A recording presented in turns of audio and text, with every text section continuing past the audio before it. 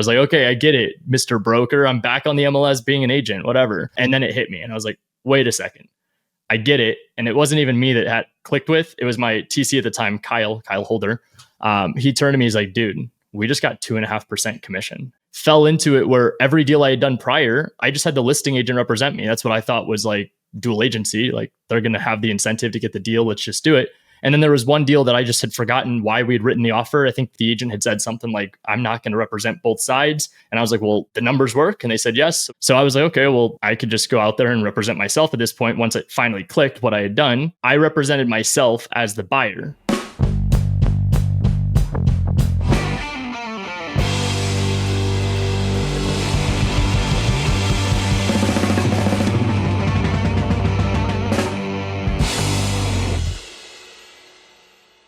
Hey friends, welcome back to the Evergreen Marketing Podcast by Carrot.com, where we help investors and agents build a business of freedom and impact by helping you get more leads and close more deals. I'm your host, Brady Winder.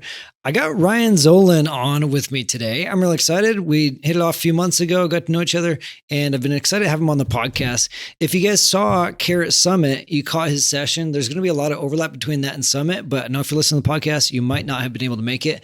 But this is going to be a really good conversation, going to be a lot of good nuggets in here. And we're talking about a lead source that most investors and agents are ignoring. And I don't even want to tell you the name of it because you're going to write it off and you're going to have your own assumptions. Okay. So I'm not going to spoil Ryan's nuggets for you. Okay. But you got to listen a little extra carefully on this one. You might have to hit pause and rewind, but we're going to talk about how he's using this lead source to get more ROI off the same deals that other investors are already closing, but how he's getting more juice out of the squeeze. And it's going to be a good conversation because I haven't heard of anyone else doing this. Ryan's the only guy that I know right now doing this. But yeah, man. Yeah, I actually found you by, I think I told you I was going into ChatGPT and I searched for like show me some real estate investors, wholesalers, flippers that are doing new innovative things in real estate that like nobody's talking about. I didn't expect much because ChatGPT only knows what it knows, but like, I was like, holy crap, I gotta find this guy. So that's awesome. Yeah, man. Keep up the good work. But Ryan, let's do this, man. Let's set the stage just to give people context. Like, how many deals a month are your team doing right now? How many deals a month are you closing? And where are these leads coming to you from? Yeah, great question. I always love and hate that question because it's like most people lie about it, right? You get into these episodes and stuff and everyone's like, 500 bajillion. And it's missing context too. And then it's like, I like to have the context. Can I see the HUDs? On an average month right now, really since 2022 to 2025, where we're at now, we've been averaging 3 to 5 deals per month. On a good month, nice. 5 to 7. On a bad month, 1 to 2. Nice. So, awesome, man. And before we break down the strategy where you're getting these leads, tell me about kind of what led you to this. You know, this isn't like, this is how I got started in real estate, but I think it's just so interesting how you stumbled upon this. Tell me that story. Pure accident. I got my real estate license fresh out of high school. So I was fresh to the industry, green to the industry. I didn't know where to go. I didn't have any family connections in real estate. There was no family in real estate for that matter. And so I actually thought I had to get my real estate license to get in the industry. Got my license. I didn't know what else to do. I actually went to interviews where I was interviewing brokerages, not realizing at 18 that I was the one doing the interview. So I showed up wearing dress clothes. I showed up like looking right now, right? Polo, glasses, hat forwards, not backwards. And I ended up stumbling into a Keller Williams. So my first 4 years were trial and error. I was only at Keller Williams for a handful of months, but from Keller Williams to the mentor that took me under his wing to really being at one established brokerage for my first 3-4 years, I was a traditional realtor. So I was always chasing buyers and sellers. And then I ended up somehow, some way onto the investment side. And I found that I was always chasing deals. So I'll give you the Spark Notes version. I spent a lot of money into mentorships where I was given a lot of different advice and blueprints, and not knowing what I didn't know, I just went in all different directions. So I tried like creative finance, multifamily lending, traditional real estate again, commercial real estate. I tried doing direct to seller wholesaling, which is where I lost all my money. And then because I lost all my money, I ended up back where I was full circle, which was as a realtor looking on the MLS, not for clients, but for deals. So nice. I went to the MLS, and instead of basically writing offers for buyers and sellers, I was representing myself. Somehow, some way, again, fast forward in 30 days, I got my first deal under contract and we made $30,000. So That's fantastic, man. Congrats on that. thank you. I don't want you to downplay anything. How'd the relationship with Steve Trang come into play? You came up in his brokerage, or was that just a blip in the story? What was that like? So in the part of the journey where I became a traditional realtor and found a mentor, Jeff Dorston, shout out to Jeff. Jeff took me under his wing and taught me all things that 18, 19-year-olds shouldn't know. I was doing commercial and business broker transactions. And very quickly at 18, 19, I realized the math wasn't mathing to make $1 million a year as a solo agent or even as Jeff Dorston's partner. So I built a team of like 20 agents at 19 years old. I was the face of the brokerage. I got a bunch of accolades and cool trophies and all the stuff that doesn't matter, to basically cap out at like 130 grand a year. That was then what led me to wholesaling. I had a buddy of mine, Templeton, that was like, yo, I'm wholesaling, making like $400,000 on the side. And I was like, wait a second, that's closer to my goal of $1 million. How do I do that? So I walked away from everything. I walked away from my business partner, mentor, the guy that really taught me real estate. I walked away from the brokerage that taught me there was no money in real estate investing. And then logically at 18, 19 years old, I fired every agent that worked for me except for one. What led me to Steve was that when I left to go to a different brokerage to learn wholesaling, it didn't work out. It was one of the big MLM brokerages at the time. So rather than giving up and walking away or being a victim, I went back to the drawing board and I was like, what do I do? Hey, Temp, who should I know? And Templeton introduced me to Steve, set up an interview with Steve. This was 2000, I want to say 2018, December, one of those years. And then Steve basically took me under his wing, said, I'm going to introduce you to a bunch of people you wouldn't have met on your own. And then fast forward over the last handful of years, Steve introduced me to a bunch of people I would not have met on my own. And I had to pay a lot of money to get into those rooms, but I at least knew I was in the right room. That was kind of the opening introduction to wholesaling the right way, learning all about real estate investing. And Steve's brokerage at the time was more investor friendly than traditional real estate. Yeah. Reading between the lines there, I think the big takeaway was like, you weren't afraid to ask, whereas most people are like afraid to ask like bigger names, bigger relationships, like, oh, I'm not worried to meet this person, or that's not for me. I just need to do my own thing. But it's like, no shame in just going out and networking like crazy. Yeah. I mean, getting in the right rooms. I will say I have yet to figure this part out in my journey. I've been doing real estate for 9 years. I don't know how I always ended up in the right room. I paid to be in a lot of them, but a lot of the places where I was at, I got introduced to a lot of the people that are really, really big names in the space now before they were big names. Ryan Pinedo was one of my buyers before he was big on social media. He was all-star investor. Steve Trang launched Real Estate Disruptors, his podcast, the week that I joined the brokerage. His very first guest was Templeton. That's awesome. To toot my own horn, I guess, a little bit, I think I'm one of only 2 or 3 guests that have been on Real Estate Disruptors 3 times. I used to go run in the mornings with Pace and Steve and Brian Applis, who was Cody Sperber's partner. And so these are all big name people that a lot of names are like, oh yeah, Ryan, I know exactly who you're talking about, that I just was in proximity to at a young age. And I made sure just to keep my mouth shut and be a sponge, absorb as much information as I can, lose whatever ego, which you can easily form in this industry. And then as you start to go on with a lot of learning lessons, make sure you just extend a helping hand out and try to help the next person behind you. That's fantastic. I love that. So be a sponge, shut your mouth. Don't pretend like you need to put on a front and know what you're talking about, because people could see right through that. Like, don't well, and what I do here, I mean, you could look at my numbers. Most of the transactions, I don't represent myself. It's about like 30, 40, maybe 50% of the time. I walk away from the commission to make more in a wholesale. But a lot of the transactions we structure, they're on market. So you can very much see the addresses and all the settlement sheets and all the transaction transparency versus off market. You really can't. So even if I wanted to fake it till I make it, there's really none of that in this space. And because I came from a strategy where I just lost everything right before, I really didn't have anything to hide. I wanted to show everybody this was either going to be 100% real or 100% fake. In fact, I actually share my tax returns inside of my community so people could see that I'm not a guru that makes his money teaching. So that's awesome. That's fantastic, man. I think another thing, I think people can tell when you are actually going to execute, like people like Pace, where there's the opportunity to like mentor and coach at scale. Absolutely. They have a really good sense of like, is this person actually hungry? Yeah. Will they do it? And you had a track record of like, I'm willing to try all these things and fail over and over. I got to see really, and I don't act like I'm super old in this industry, but I got to see a lot of these guys find their identity in their lane. And so that's the coolest part of it all too. And even again, all humility speaking, they learn from somebody else, who learned from somebody else, who learned from somebody else. So a lot of this is really passing of the torch to the next generation and making sure that the people that you surround yourself with are not only doing the right stuff and things that are going to help you level up and learn, but the people that are also going to make you a better person outside of the workplace. So that's what I've been fortunate to have happened to me in this last decade. And now I'm just trying to pay it forward and do the same for others. That's fantastic, man. So let's get into it. Let's break down the strategy. You already spoiled part of it. It's MLS, but like, what is it in a nutshell? How is it different? What are people sleeping on?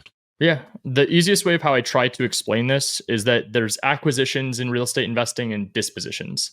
The dispositions is the exit strategy, right? Like this could be wholesaling, this could be fixing and flipping, this could be buying and holding, this could be creative finance, this could be a syndication. I think you get the point. It's what you do with the deal.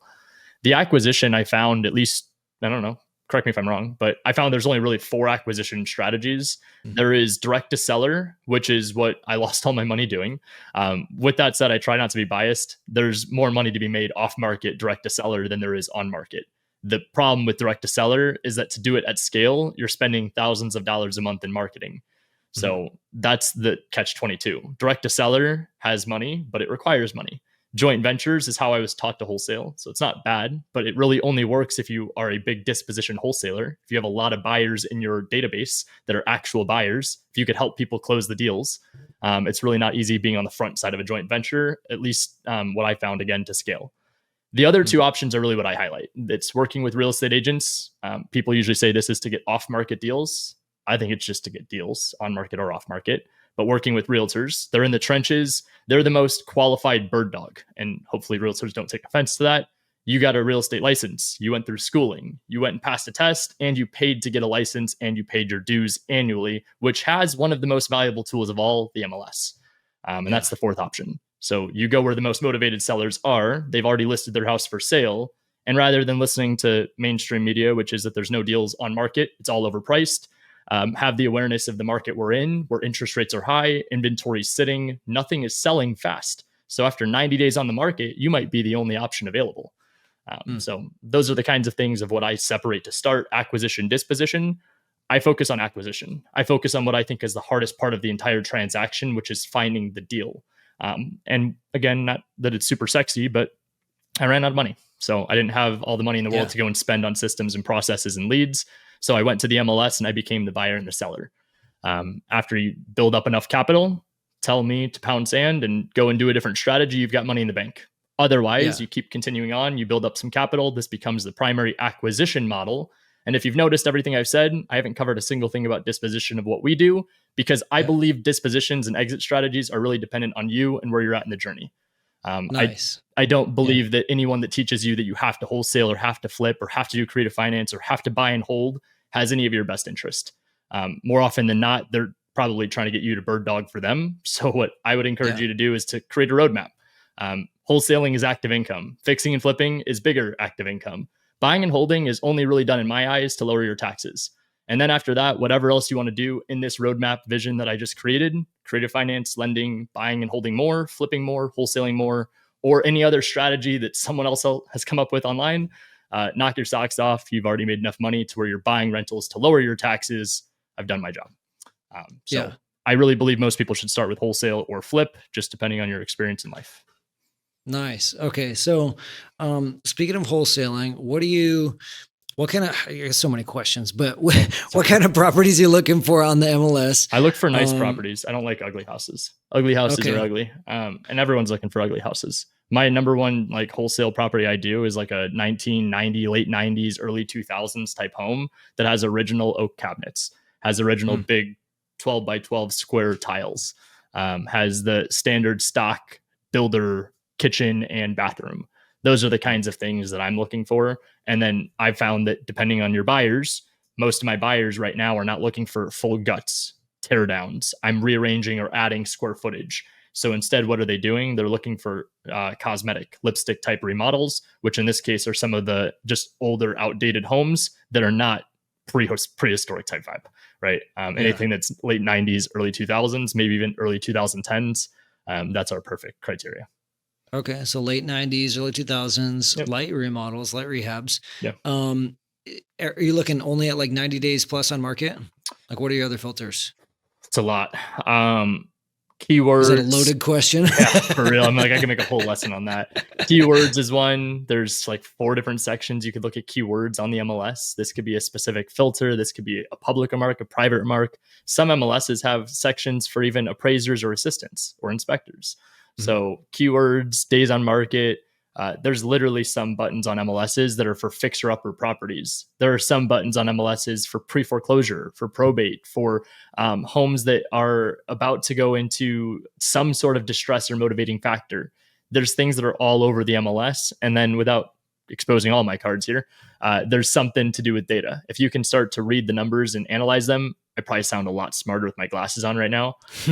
But I'll tell you, after 5-6 years of doing this specific strategy, there's patterns and tendencies on the MLS that I find that typically have to do with the things I just mentioned and price that highlight motivation. I just don't like spending money on leads. So yeah. What are you using for MLS? If someone's not a licensed agent, what do you recommend for MLS access? Can I recommend other softwares? Is that a thing? I don't care. Yeah, go ahead, man. I personally say free is Zillow, Realtor.com, and Redfin. Those are my 3 favorites. My community really likes Redfin. I like Zillow. I think it all is personal. The other side, paid resources. Privy seems to be the most popular if you're not a licensed realtor. It's what I usually use to help people in my community comp across the country. Batch Leads is great. PropStream is great. I think any of those paid resources are phenomenal.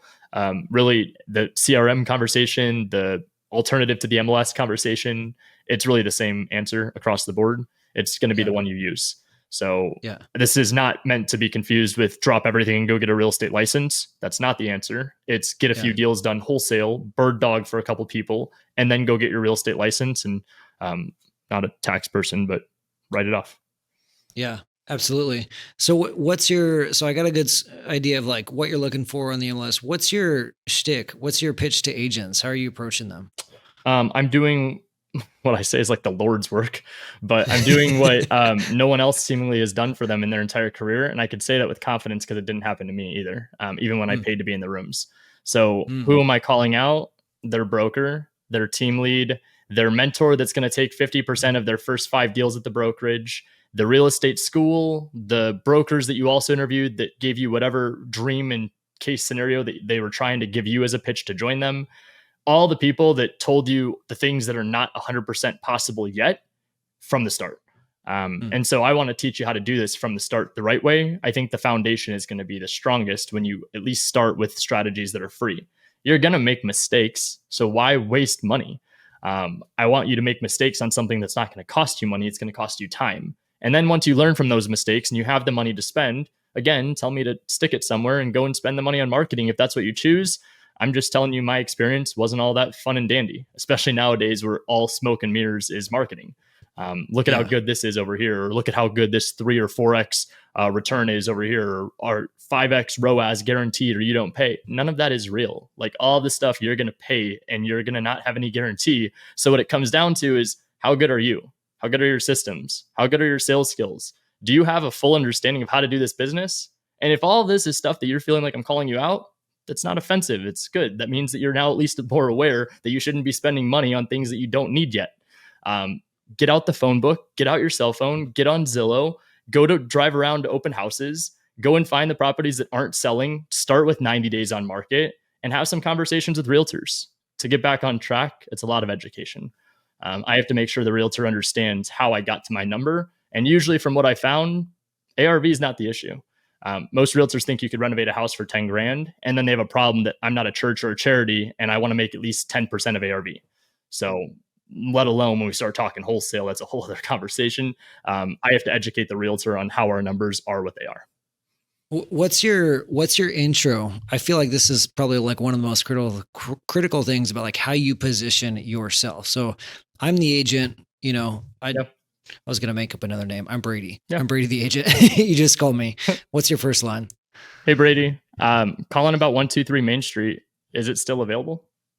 Yeah, it looks like that's still available. Got you. I'm liking the photos from what I can see. I really like the area. I'm just clicking through the photos here and the bones look really good. is there any like major ticket items from the photos that I can't see that I should know about before I book an appointment and waste time driving out to the property? I think we covered pretty much everything in the listing. The roof probably has about 10 years left. And so that's going to be coming up, but it's still good. Okay, you said 10 years left on that. Gotcha. And the photos, I mean, I don't like to just assume, but is the bathroom stock? Was there any updates or is that all original? All original. Gotcha. Okay. And then last question, I promise this isn't meant to be some interrogation. I never assume anything. I like to make my terms favorable for the seller in case my offer can't be close to the list price. The photos look like the property's occupied. I don't want to just send you over a closing with 10 days and assume that that's what they're looking for. Are there any kind of specific terms or anything that they're looking for? Maybe like a lease back or any specific items to stay or to not convey, anything like that? I just want to make sure we're respectful with the terms. Yeah, nothing specific. Okay. No worries at all. Well, what I'm going to do here, I'm going to run some numbers with my team just to make sure I'm kind of on the same baseline though. I ran the numbers and I see that 234 Blue Street. I have ours pretty similar to that one. That one's remodeled and I think they could have done a little bit better. They sold it at 425 after sitting on the MLS for about 95 days. So that kind of gives me the confidence that if we were to make this fully remodeled, we're probably about the same price. I just don't think I could set the tone for being the highest sold comp in the neighborhood. So I'm not sure if you think 425 is about the same, but that's kind of where I'm thinking this sells after it's all renovated. What are your thoughts? Possibly. Off camera. What was the price? What's in the Zillow listing? What's up? What's it listed at? I don't have any property. I'm just kind of spitballing. Okay. Yeah. Well, first, one question for you, Ryan. You said your team, and obviously it sounds like you know your numbers, you've done your research. Are you an investor or are you another agent? What's your intent with the property? Yeah, I'm a small mom and pop shop. It's just me and my wife. And then we've got one guy that's been with us for a few years that helps us out in case I can't run the numbers if I'm out at another property. So we're not the big investors by any means. We usually do a handful of deals every quarter. And occasionally it's with other partners. Sometimes it's us buying it as a rental, but more often my point of attack is fixing and flipping properties. Okay. Gotcha. Yeah. Thanks for sharing that. I just wanted to know what the intent was. Yep. They might be willing to do a 425. We could check with them for sure. It honestly, it might be a little lower than they're looking for, but they might be open to negotiating for sure. And in that case, what I would just want to make note of to the realtor would be that I like to address the 425 in that case as my ARV because they're more than likely listed around ARV. They're more than likely listed at 425, 420. Maybe at this point, if it's been sitting for that long, it's 399. But my offer is going to be in the high twos, low threes. So why would they take this? People trade speed and convenience for price all day, every day. So I just send out more offers rather than sending out more mailers or text messages or whatever else the other strategy is. I send offers. Nice. Okay. So I got a good feel for the conversation. I'm curious, what's your close rate on these types of conversations? Not high on the first go round. The usually third, fourth touch is where we get them. And what we found, especially over the last year, this 2025 calendar year, a lot of them come back to us around the third touch point. And that's usually around 3-4 weeks out. So when I send the offer initially, 2 weeks from 3 or 4 weeks after the first contact. Correct. So if I sent the offer today on October, she said it's the 21st. So if I were to send this out on October 24th, I would be following up with them October 14th or November 14th. So 2 to 3 weeks out. But by then, if they haven't dropped the price or done anything else that's motivating it, they're probably not going to drop the price at all. So I'm trying to basically see who's going to reach out to who first. Is it going to be me in 3-4 weeks? And is there any motivating factors? Or is it going to be them in less time or 3 to 4 weeks? And is it going to be them saying, are you still interested? And so that's usually where our follow-ups, we've got some automations now in our CRM that sends to them that basically just checks in to see if they've got anything else coming soon or if any of the terms have changed on the one we just sent an offer to. And then they'll come back and say yes or no. There's a lot of different stuff in the spider web of how it plays out. But really the goal is that we try to take the time to offer down to 0. So from contract to offer to the agent to then also how do we speed up the process from sending the offer to getting it under contract. And that one is obviously the biggest challenge, I think, for everybody. But the volume of offers we send, there's like a snake lag effect where what I sent out today is 20 offers. Well, by the time next Monday hits, I've got out 100 offers for this week. Plus, I've got 100 offers going out next week. I mean, there's 100 that I've got to follow up the week before. So add in all the follow-ups, all the different automations, add in the workflows. I mean, by the time it's all said and done, my team's usually comping 50, 100 properties per day. Sheesh. So yeah, that's a lot. Yep. What's the mix of like cold outreach versus referrals or warm leads you're getting? I actually just had this question today. We're about right now 75, 80% MLS, about 10, 15% is agent outreach, which I think still right now should fall under MLS because I'm not doing any off market cold agent outreach. Every agent outreach that I'm referring to right now in this calendar year has been from an MLS offer we sent, whether or not it got it rejected, offer accepted, or even countered. This is my agent outreach. I found that most realtors last year didn't do a transaction. So if I can at least eliminate that pool and the people I'm following up with and reaching out to are the ones in this business active with listings, it's a little bit smarter. So 80-ish percent MLS, 15-ish percent, 10-ish percent agent outreach. The other 5-10% would be a mix of joint ventures and then just kind of falling backward into random stuff throughout the year, traditional real estate, whatever. Yeah, nice. So the agent outreach, is this like, is just like real quick hitting a bunch of people? Hey, this is who I am. This is what I do. Here's how I can help. I like to make jokes. That's my style. I teach people you're going to have to do the same thing as media. So it's like, are you informing? Are you entertaining? Are you educating? Like, what exactly is the purpose of your message? So I go the route of jokes. Around this time of year, if you could see my Bears stuff, I bring up football. I talk sports. I talk football. I talk stuff that I don't really care if the woman realtor or male realtor that doesn't like sports is turned off by it. I'm looking for the people that want to work with me. So the one that also doesn't respond on Sundays because their favorite team is playing is exactly who I like.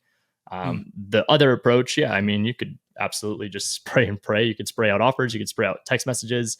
There's some people that go that route too. For me, I just like to go more sniper approach, one by one by one. Yeah, you're looking at where are the relationships that I want to establish. I'm looking at it long term. We're 5-6 years into doing this strategy, and I'm now at the point confidently I could tell you we've got about 30 agents that will bring me at least 2 deals per year. And that's my agent side. That's not even counting the MLS side of what the primary topic of today is, where I spend most of my time in the business. We built such a good relationship with all these agents. And that's also not needing to mention that we've talked to tens of thousands of agents to come up with 30, but the 30 that bring me a handful of deals or 2 deals even per year, I mean, that could be 50, 60, 80 transactions in a calendar year just from inbound agent referrals. That's what makes this as appealing as it is. It's not transactional. It's actually more focused on relationships. Yeah, that's fantastic, man. That's a lot of ML leads. Yep. I want to switch gears in a second to how you're getting more juice out of the squeeze on these deals. Yeah. But before are there any like myths you want to debunk or any like misconceptions around getting deals off the MLS? If you don't think there's deals on the MLS, you're right. If you think that they're all too high, you're right. If you think buyers won't buy deals on the MLS, you're right. If you think that the numbers are just too tight, you're right. If you think that you need to have a license, you're right. What else? If you think you can't do it because wholesaling is illegal, you're right. I'm trying to think of all the myths, but whatever it is you're thinking that's a limiting belief, absolutely, you're right. Don't go to the MLS. It is way too saturated. There's no way you're going to succeed. Absolutely not. Yeah. I love that. I love that, man. I don't think we mentioned, people probably figured out at this point by Pace and Steve Trang, but you're in Phoenix. Yeah, I'm in Arizona. I'm in the Southeast Valley, kind of in my own little bubble over here. Most of the investors are in like Scottsdale, PV, Paradise Valley, Phoenix area, which is about 30, 40 minutes west for me. I'm more on the quiet side. I like to be by a bunch of old people that play golf. Nice. There's nothing wrong with that, man. Okay. So tell me about this strategy. What are you doing that nobody else is doing? I fell into this too. I actually got a call from Steve one day where he was asking me how I want to split up commission. And I was like, good one. I'm an MLS guy that's doing deals wholesaling. I know, good joke. And he's like, no, really, like I'm going to have Summer, it's his office manager, reach out. We need to figure out what the commission update's going to be inside of the spreadsheet. And Steve didn't have like some fancy schmancy spreadsheet at the or system at the brokerage. He had a spreadsheet that everyone on your team used or the team lead used that basically broke down what the commission was, what the split was, who gets what. It was very, very messy. And all I remember was very clearly getting a call and I thought he was joking, just making fun of me. Like literally that's how insecure I was at the time about direct to seller. I was like, okay, I get it, Mr. Broker. I'm back on the MLS being an agent, whatever. And then it hit me and I was like, wait a second. I get it. And it wasn't even me that had clicked with. It was my TC at the time, Kyle Holder. He turned to me, he's like, dude, we just got 2.5% commission. And I was like, oh, snap. Like this wasn't my first deal that I did on the MLS. This was, I think probably my fifth or sixth, but fell into it where every deal I had done prior, I just had the listing agent represent me. That's what I thought was like dual agency. Like they're going to have the incentive to get the deal. Let's just do it. And then there was one deal that I just had forgotten why we'd written the offer. I think the agent had said something like, I'm not going to represent both sides. And I was like, well, the numbers work. And they said yes. So we sent the offer ourselves. But at this time, this was back in 2019, 2020. I think it was 2019. We ended up basically having it advertised. So this is before all the commission updates at the end of 2024 happened, where commission was advertised on the MLS, where if you brought a buyer to the table as a realtor, you would get to 2.5%, 3%, whatever it was, right? Collusion or whatever the wording is. So I was like, okay, well, I could just go out there and represent myself at this point. Once it finally clicked what I had done, I represented myself as the buyer. And the way I knew this was legal was not just from being investigated by the department. It was by my broker, Steve, also doing a bunch of deep research to make sure we're not going to end up in jail from this, getting paid twice. And what it basically came down to is the equivalence of a traditional real estate agent representing themselves to buy a house to live in. If you're a realtor and you have a license, are you going to go and have someone else represent you to be your realtor? No. You're going to represent yourself. You're going to be the realtor on the contract. And so in this point in time, the commission was advertised on the MLS. And so we just represented ourselves on the paperwork side of things. And we got paid a commission by the seller and then a wholesale assignment fee by the buyer. 100% above board, but it turned what my profit margin was of like 80-ish% up to like 88, 89%, where my only expense was like a CRM that was $100 a month and my MLS and agent dues, which were about $400 to $500 a month each. So, I mean, you're talking, or I'm not a month, sorry, per year. So we're talking $1,000 for the year. And then we're talking $50, $100 per month for a CRM.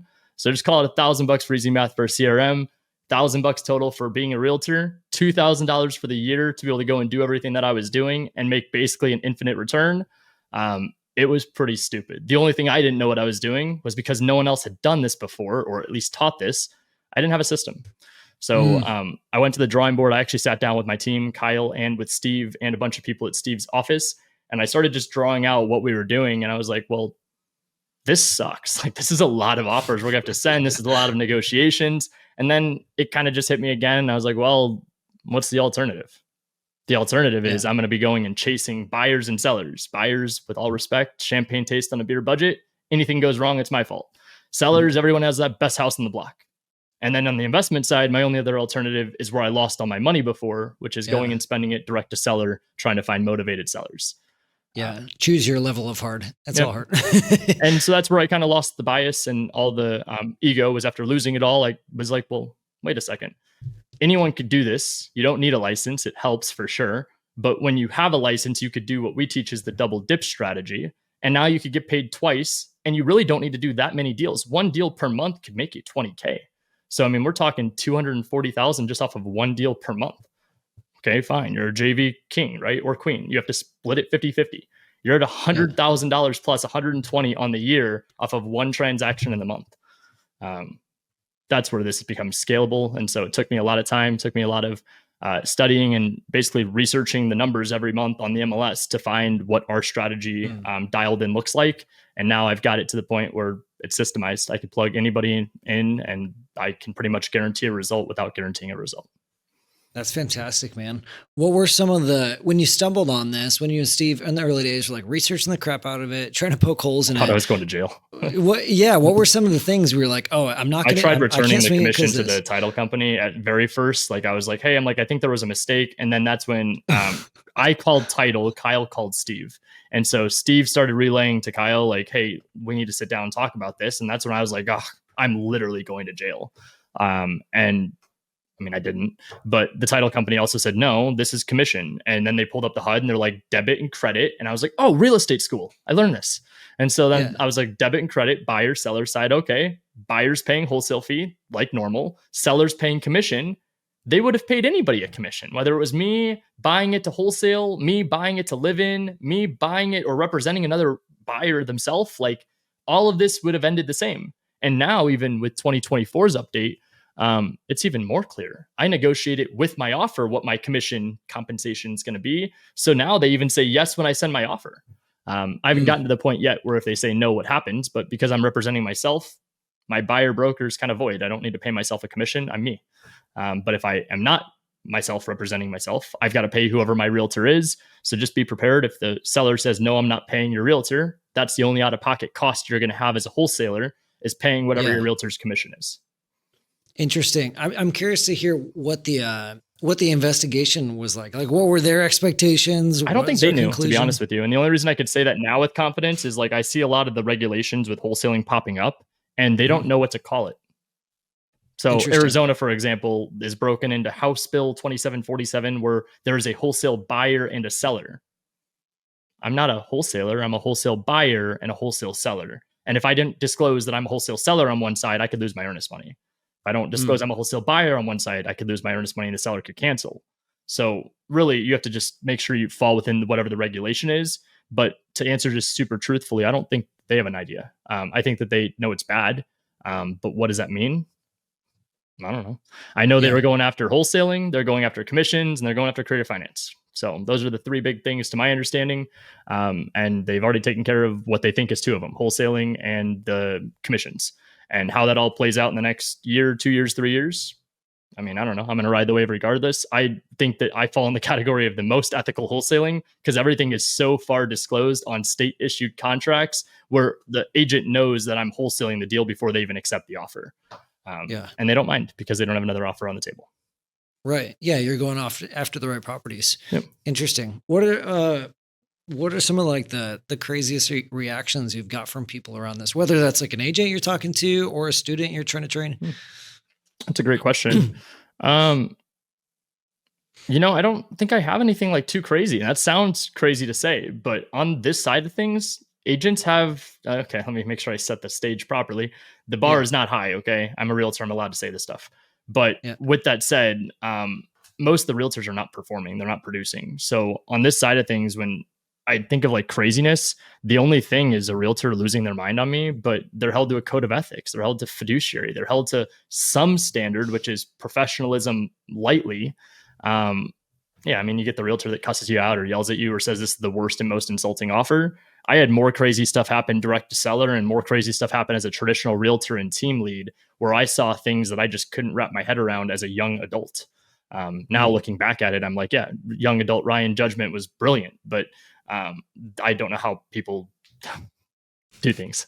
So interesting. You had already cut your teeth. You had already got. I already cut my teeth, and so that's why I think I'm as comfortable as I am in this strategy. I don't need to go be the biggest fish. I don't care. I'm not going to go take over the universe, and I don't want to. If I can make a big impact on a small amount of people, I think I did my part. And so far, so good with all the feedback I've gotten in my community and from social media, and apparently the help of ChatGPT was able to connect us. Nice. That's awesome, man. Well, I appreciate you sharing that. I know we could talk this stuff all day, but there's a million questions. And so if people have questions on this, what's the best way to connect with you or keep learning from you? 3 ways. One would be YouTube University. You could check out any of my stuff on social media. Just look up my name, Ryan Zolin. Second would be agentinvestors.com if you're interested in our community.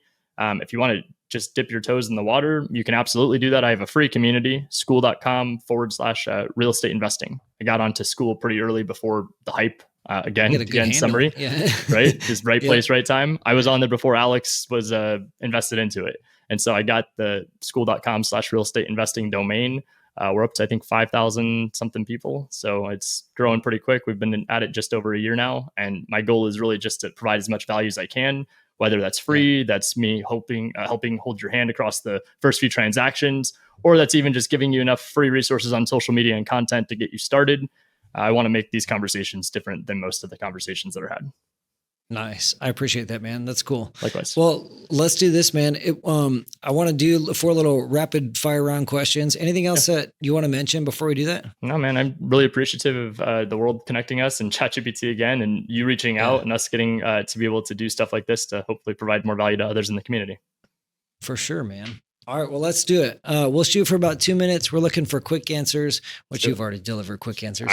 All right, number 1, best piece of marketing advice, could be a strategy or a tactic. go where people are in person. So if this is direct to seller, door knock, or drive for dollars, if this is being a realtor, do open houses. If this is being an investor, doing what I teach, drive to an open house on the way to the grocery store and talk to the realtor that is sitting there waiting for you to walk in. Nice. Okay. What's a book that changed your life in a few words? And in a few words, what's the problem it solved for you specifically? Hard to pick one. You could do a couple, one for like a certain category. I really like Traction. Traction taught me all things in business that I didn't go to college for and I didn't know. Rich Dad, Poor Dad's a staple. Think and Grow Rich is a staple. Outwitting the Devil is a staple. The Alchemist is a staple. I've been implementing One to Many. That's the one I'm on right now. I'm trying to do more webinars. So One to Many by Jason Fleidman. Extreme Ownership, Jocko. That's a great one. I could list so many books. I think it really depends on where people are at in the journey. Most of them hearing this for the first time, the ones I mentioned of The Alchemist, Think and Grow Rich, Outwitting the Devil, Rich Dad, Poor Dad are probably the best starting points. Okay, nice. It's so funny you mentioned Traction as the first one because it's a popular book, but not super common. But the last podcast I just recorded, first book, Traction. I'm like, huh, interesting. I love all of it. I have no structure at all. Being from a high school graduate to a real estate entrepreneur and CEO, I didn't have any structure. And again, no business school or real estate school teaches this kind of stuff. So I got level 10 meetings. I got rocks. I got all this stuff implemented from Traction. That's fantastic, man. Number 3 or 4, what advice would you give to your younger self, 19-year-old Ryan? Well, I don't want to be cliche and just say keep going, but I would say, if anything, just try to go faster. Okay, that's good. And then lastly, is there anything you're doing outside real estate, any impact you're making that lights you up, anything you want to share? I'm really big into Gary Vaynerchuk's VFriends community. I think that's a really big opportunity for the next generation. I'm trying my best to be that leading example. And so I think it's really awesome that Gary's doing the same. VFriends is a community where he's basically trying to combine Pokemon with like Sesame Street to give core fundamental skill sets to the younger generation that are not always advertised. And so I'm a pretty big investor, multiple 6 figures into stuff that he's doing, trying to see where that picture goes long-term. It's a very big passion. Now he's starting to incorporate comic books, trading cards, mastermind conferences, stuff like that has access through cryptocurrency and NFTs to blockchain, which I think is the next level for real estate. So interesting, man. I did not know it was that big of a play on his end. I thought it was just he is trying to basically create the next, combining what I already said with Walt Disney. Imagine all that put together. He's already got partnerships with cartoons that turn from sketches to screens where they're actual cartoons and characters that are, in my opinion, from what I've seen, starting to make an impact around the world. That's really cool, man. Nice. Learn something new every day. That's cool, man. Yeah. Well, dude, I appreciate you hopping on. I won't take any more of your time. Everybody, thanks for listening. If you got value out of this, do me a favor, hit up Ryan, tell him thanks for the episode. If you got any questions, if you want to follow up, feel free to chat with me, brady@carrot.com. Otherwise, share it with a friend, share with the podcast, and we will see you on the next one.